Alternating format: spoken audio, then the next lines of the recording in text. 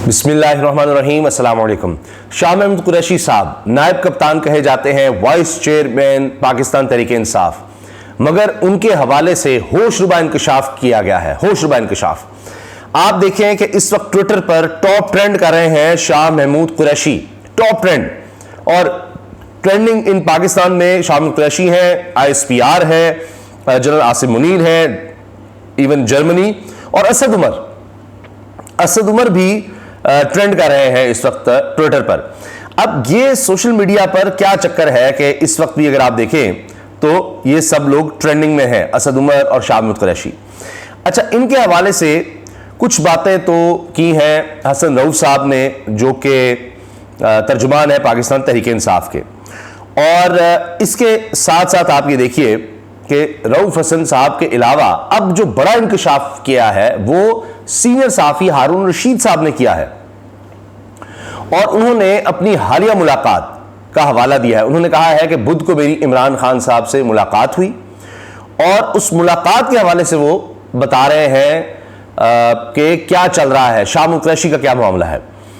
अच्छा, हारून रशीद साहब ने कहा है कि मेरे वहां पर इंतहाई करीबी लोग जो इमरान खान के हैं, इंतहाई करीबी लोग, उनसे बात हुई है और वो ऐसे लोग हैं जो गलत नहीं कह सकते और उनकी इंफॉर्मेशन कतई तौर पर गलत हो ही नहीं सकती, सवाल ही पैदा नहीं होता। उनका यह कहना है कि इमरान खान साहब का एतबार खत्म हो चुका है शाह महमूद कुरैशी से, और असद उमर से तो पहले ही खत्म हो चुका था। हत्ता कि मैं देख रहा हूं कि असद उमर ने अब भी अपने ट्विटर पर तस्वीर इमरान खान साहब की लगाई हुई है। असद उमर ने ट्विटर पर तस्वीर अपने साथ इमरान खान की लगाई हुई है, लेकिन असद उमर साहब फारिग हो चुके हैं तहरीक इंसाफ से, बकौल तर्जुमान तहरीक इंसाफ रऊफ हसन साहब। अच्छा, अब उनका मिलना वो तो अलग बात, लेकिन जो बड़ा इंकशाफ है वो आप ये सोचिए कि हारून रशीद साहब की तरफ से किया गया। उनके अल्फाज ये हैं, बुध की शाम, हारून रशीद साहब ने वीलॉग में कहा, सीनियर साफी कहते हैं, बुध की शाम इमरान खान से मेरी मुलाकात हुई और करीबी दोस्तों से भी मुलाकात हुई उनके, यानी इमरान खान के करीबी दोस्तों से। और ये दोस्त वो हैं जिनसे वो अपने राज भी शेयर करते हैं। इमरान खान साहब अपने राज जिन लोगों से शेयर करते हैं वो हैं, जो कि बहुत कम लोग रह गए हैं। अब ऐसे लोग बहुत कम रह गए हैं जिनसे इमरान खान शेयर करते हैं राज। मालूम हुआ शाह महमूद कुरैशी पर इनका एतमाद खत्म हो चुका है। इमरान खान अब शाह महमूद कुरैशी पर एतमाद नहीं करते, बस वो अब भी इसका इजहार नहीं कर रहे अवाम के सामने। यानी इमरान खान अवाम के सामने बात नहीं कह रहे, लेकिन असल खबर यह है कि शाह महमूद कुरैशी पर भी इमरान खान का एतबार खत्म हो चुका है। और सिर्फ शाह महमूद कुरैशी नहीं, असद उमर और परवेज खटक भी जब मुज़ाकरात के लिए जाते तो वहां कुछ और बात करते, और यहां आकर यानी इमरान खान साहब के सामने आकर कुछ और बात करते। मुज़ाकरात के लिए जाते तो वहां कुछ और थे, इमरान खान के सामने आकर बात कुछ और करते। और यह बात ऐसे जराए ने दी है जो गलत बात बता ही नहीं सकता। खान साहब ने भी ये भी कहा कि जो कह रहे थे कि हमें पार्टी पॉलिसी से इख्तलाफ था, जैसे असद उमर ने कहा कि हमें पार्टी पॉलिसी से इख्तलाफ था, ये था वो था, तो पार्टी में रहते हुए क्यों नहीं बोले? जब पार्टी में थे, इख्तलाफात थे, तो क्यों नहीं बोलते थे? खैर, इन लोगों के जाने से अच्छा हुआ है, मालूम हो गया कौन क्या करना चाहता था। अच्छा, अब थोड़ा सा मैं यहाँ मजीद बात करने से पहले एक चीज़ अर्ज कर दूँ। शाह महमूद कुरैशी साहब ने बताया टॉप ट्रेंड कर रहे हैं इस वक्त ट्विटर पे। शाह महमूद कुरैशी साहब को उनकी ज़मानत कन्फर्म हो गई। कहा गया कि 9 मई के वाक़यात में मुलव्वस नहीं थे, इस वजह से कोई शवाहिद नहीं मिले। इसी तरह असद कैसर के बारे में भी आया। अब शाह महमूद कुरैशी साहब ने इस पर वीडियो पैगाम भी जारी किया कि जी मेरा कोई ताल्लुक़ नहीं है 9 मई के वाक़यात से, मुझे पता भी नहीं था, मैं वहाँ था भी नहीं, और सब कुछ देख कर ही मुझे रिहाई मिली। अब इस बुनियाद पर और लोगों को भी रिहाई मिल गई, कन्फर्म हो गई है। तो ये वो लोग हैं जो अभी तक, यानी जिस तरह होता ना कि कहा जा रहा था बॉर्डर पर हैं, कि मिसाल के तौर पर इनके केसेस तो हैं, केसेस का सामना कर रहे हैं, पेशियां भुगत रहे हैं, मगर गिरफ्तार नहीं है। अब जो लोग गिरफ्तार हैं वो बिल के रिकॉर्ड कैटेगरी में हैं। कुछ लोग ये जो है केसेस का सामना है मगर गिरफ्तार नहीं है, जाते हैं। असद उमर भी, असद कैसर भी, शाह महमूद कुरैशी भी। पहले कुछ अरसा ये भी गिरफ्तार रहे हैं, शाह महमूद कुरैशी साहब, असद उमर भी, फिर इनको रिहाई मिल गई और प्रेस कॉन्फ्रेंस भी की। असद उमर साहब ने तो पार्टी उहदा छोड़ दिया, लेकिन शाह महमूद कुरैशी ने नहीं छोड़ा और कहा जी मैं मिलूंगा। और इस तरह की बातें की, तहरीक इंसाफ का झंडा मेरे हाथ में है, हमने चीज़ों को आगे लेकर चलना है, मैंने बड़ा सोचा है, जेल में कुछ चीज़ें हैं, तजावीज़ हैं जो मैं इमरान खान के आगे रखूँगा। तो बहुत से लोगों ने इस पर बात की कि जी वो ये होगा कि जी पीछे हट जाएं इमरान खान और चीज़ें मुझे सौंप दें। ये बात किसी तरह से असद उमर ने भी की थी, इसी तरह की बात।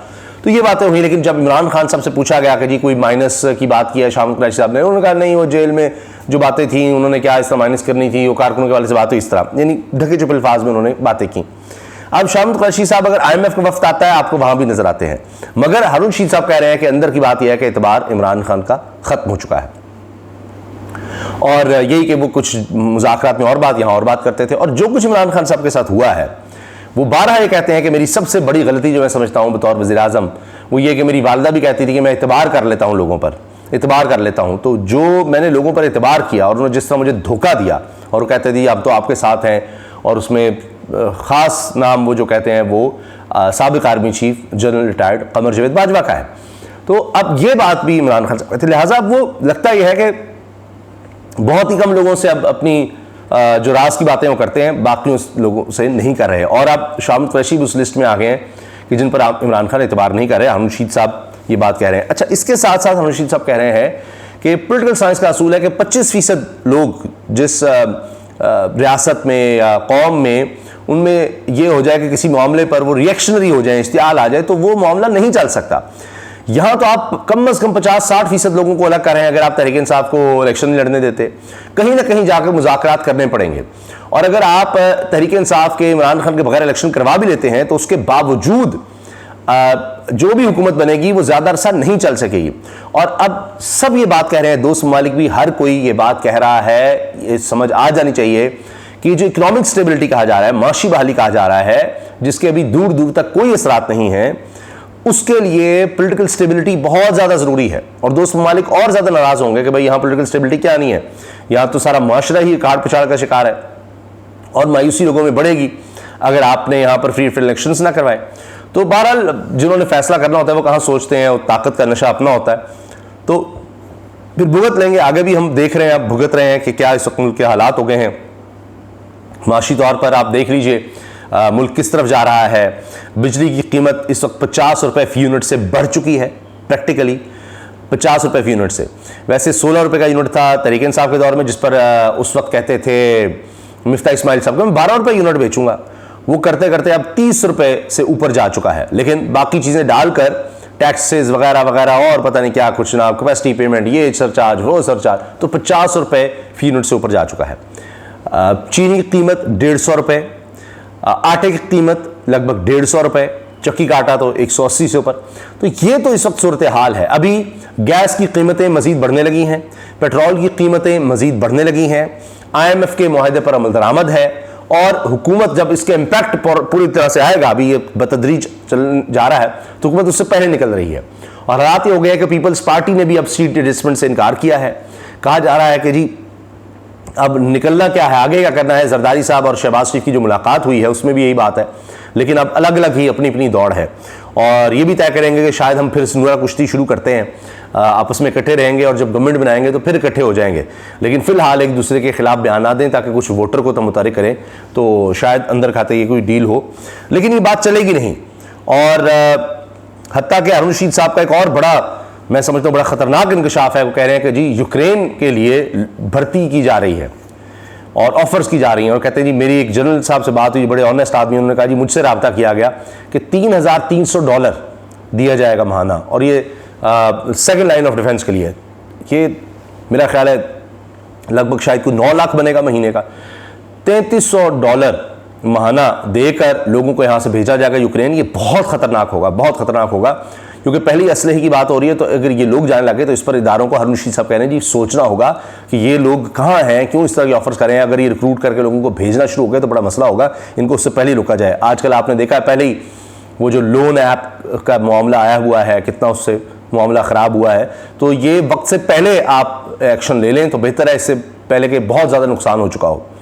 तो अब जो कुछ भी इस वक्त सोचा जा रहा है, जो भी साजिशें, बंद कमरों में फैसले हो रहे हैं, तो अगर इन्हीं पर अमल किया गया, आगे बढ़ा गया, तो आप देखिए कि पहले ही इस हुकूमत के होते हुए 1 साल में 12 लाख से ज़्यादा ज़हीन तरीन, लायक तरीन, काबिल तरीन लोग मुल्क छोड़कर चले गए हैं।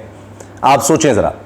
और बाकी भी बेचारे मजदूर हैं, वो तो जिस तरह इलीगली जा जाकर सड़कों पर पानियों में मर रहे हैं, वो अलग सूरत हाल। तो ये मायूसी है एक। तो आप कैसे आगे बढ़ेंगे जब आपके लायक तरीन लोग चले जाएंगे। अच्छा जी बाहर से होगा और ये हो जाएगा, कुछ तो यहाँ पर रहे, कुछ तो यहाँ पर हो। तो ये मायूसी जो है ये और ज़्यादा ख़तरनाक हो जाएगी मुल्क के लिए अगर चीज़ों को बेहतर करने की तरफ ना बढ़ा गया।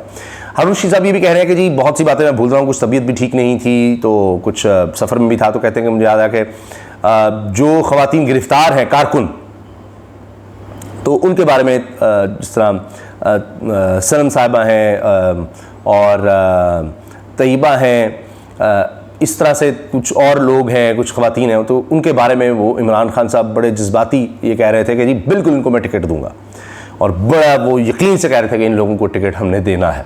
तो अब ये बात भी हो रही है, लोग जहाँ जाकर वॉक्स वॉक्स करते हैं, बात करते हैं लोगों से, यानी छोटे छोटे इंटरव्यूज़ जिनको कहते हैं, तो वो कि जी इमरान खान खंबे को वोट देगा, उसको वोट देंगे, लोग कहते हैं हाँ जी देंगे। कभी कोई और शख्स निकल रहा है, वो जाकर किसी शख्स को, कहीं कोई वेटर है, कोई और काम कर रहा है, उसको मैंने देखा कि एक शख्स जो है ना वो ये मालिश करने वाला, उसका खड़ा करके पूछ रहा है कि जी ये इमरान खान इसको टिकट देगा, आप वोट देंगे? तो लोग कह रहे हैं जी इसको देंगे। तो ये तो इस वक्त सूरत हाल बनी हुई है। तो लिहाजा इस वक्त जो माहौल बन गया है उसमें चाहे वाइस चेयरमैन तहरीक इंसाफ जनाब शाह महमूद कुरैशी हों या कोई और भी हो, कोई भी हो, इस वक्त मोमेंटम ऐसा बन गया है कि वो फवाद चौधरी वाला मामला या दीगर जो भी इस्तेकाम पाकिस्तान में गए, जो पछता रहे हैं, कर रहे हैं, तो पहले भी हुआ है, तो ये बात बनेगी नहीं। और चाहे और पार्टीज़ बनाएं, चाहे और तोड़ फोड़ कर लें, लेकिन बात वहीं की वहीं रहेगी। आप किसी भी तरह माइनस कर देंगे तो भी इस्तेकाम नहीं आ सकेगा। तो ये चीज़ें अब बातें तो हो रही हैं, लेकिन अगर कोई समझेगा तो अलग बात है। हारून रशीद साहब के बकौल वो कहते हैं किसी वक्त भी हो सकता है कोई बर्फ़ पिघल जाए। हाँ, एक और बात, इमरान खान साहब परहेज़ इलाही से बहुत मुतासिर हो रहे हैं और समझते हैं कि उनका नहीं था ख्याल कि परहेज़ इलाही इतना अरसा इस तरह खड़े रहेंगे, डटे रहेंगे, इतना ज़्यादा जुल्म का सामना करने के बावजूद। चौधरी शुजात उनके भाई, उनके बेटे कह रहे हैं कि जी परहेज़ इलाही साहब तो तैयार हैं, मुनिस इलाही जो है ना वो अभी रुकावट बने हुए हैं, देखते हैं क्या है, लेकिन ये परहेज़ इलाही साहब तो हमारे साथ आ रहे हैं। उनकी रिहाई के अहकामात भी हो रहे हैं मगर रिहाई उनको नहीं मिल रही। अब कहा जा रहा है कि उनको हाउस अरेस्ट शायद किया जाएगा मेंटेनेंस पब्लिक ऑर्डर के तहत, यानी इस तरह की उनको सहूलत दे दी जाएगी। तो अब देखना ये है, लेकिन इतबार जो है मुझे नहीं लगता कि अब वो, अगर ये इस तरह से परहेज़ इलाही साहब को रिहाई मिल जाती है जो नहीं उनको उस तरह प्रॉपर मिल रही, एक के बाद दूसरा, दूसरे के बाद तीसरा केस, लेकिन अगर वो हाउस अरेस्ट की तरफ मामला जाता है, घर पे होंगे जिस तरह पहले ही वो घर पर छुपे हुए थे, तो फिर वो भी बात होगी कि शायद इमरान खान उनके बारे में भी पहले से यकीनन मोहतात होंगे, लेकिन और ज़्यादा मोहतात हो जाएंगे। अप्रिशिएट तो उनको कर रहे हैं, लेकिन एतबार वाली बात फिर वही होगी कि इमरान खान अब इतनी आसानी से शायद किसी पर एतबार अब नहीं करेंगे। इजाज़त दीजिए, अल्लाह हाफ़िज़।